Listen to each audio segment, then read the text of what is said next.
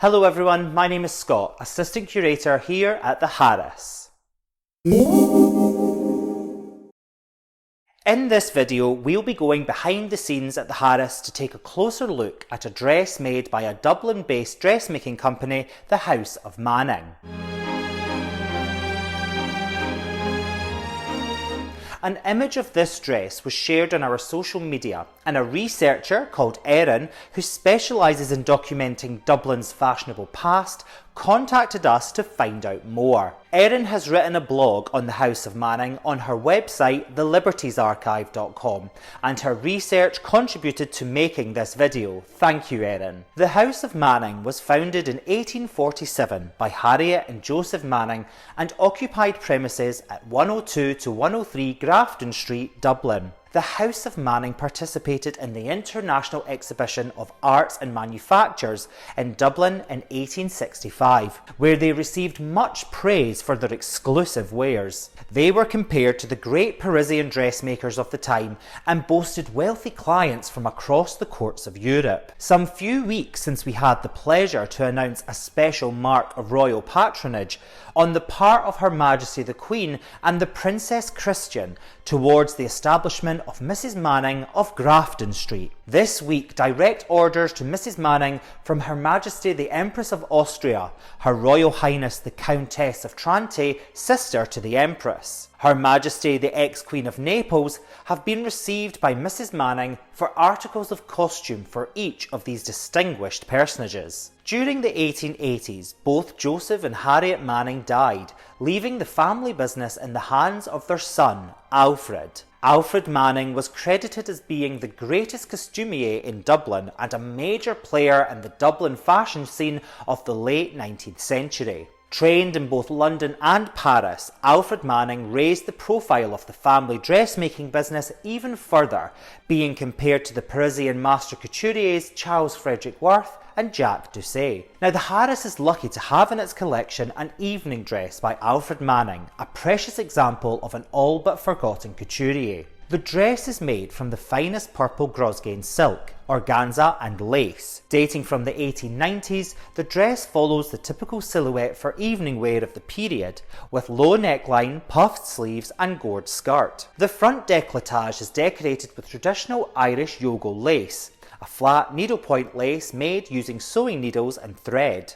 Yogo lace mostly depicted flowers with spiky shaped leaves and was used for fans, collars and cuffs. Machine-made lace is also added to the bodice and is decorated with the cutest pink silk, artificial roses and other silk embroideries including flowers and bows. The whole design is finished off with tiny applied diamantes which would have glistened and sparkled under the lights of the ballroom. Lengths of lace edged in purple Grosgrain silk, also decorated with silk flowers and diamante, extend downwards from the shoulders at the front and back either side of the bodice, and ruched fabric comes to a point at the centre front of the waistline. The mid-length puffed sleeves, typical of evening wear in the 1890s, are gathered into the shoulder to create volume, a shape commonly referred to as Lego mutton.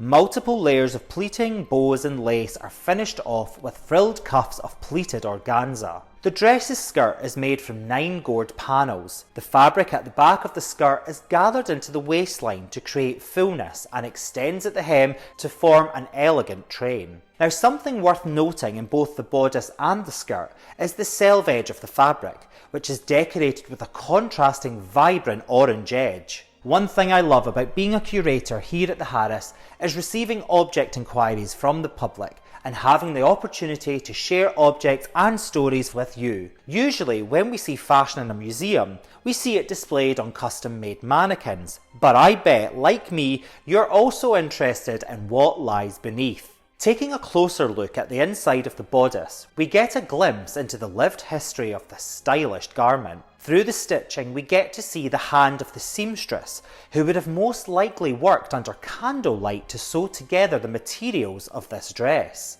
If we look under the arms, we discover the underarm pads that were sewn into dresses to absorb the wearer's sweat as they danced with suitors in the heat of the ballroom. Unfortunately, we also see how time has had its effect on the materials. Remnants of the silk lining peek through from behind cotton-covered boning. Over time, the silk has shattered and broke away, a reminder of the fragile nature of museum fashion and textile collections. Also on the inside, like most of the clothing we wear today, is the dress's label, a cream silk waist tape embroidered in gold thread with Alfred Manning's monogram, name and address. A sketch of the facade of the Manning premises on Grafton Street, taken from a company invoice, is held at the National Library of Ireland alongside the only known photograph of the exterior, which appears in the background of this image of a couple enjoying a carriage ride on Grafton Street.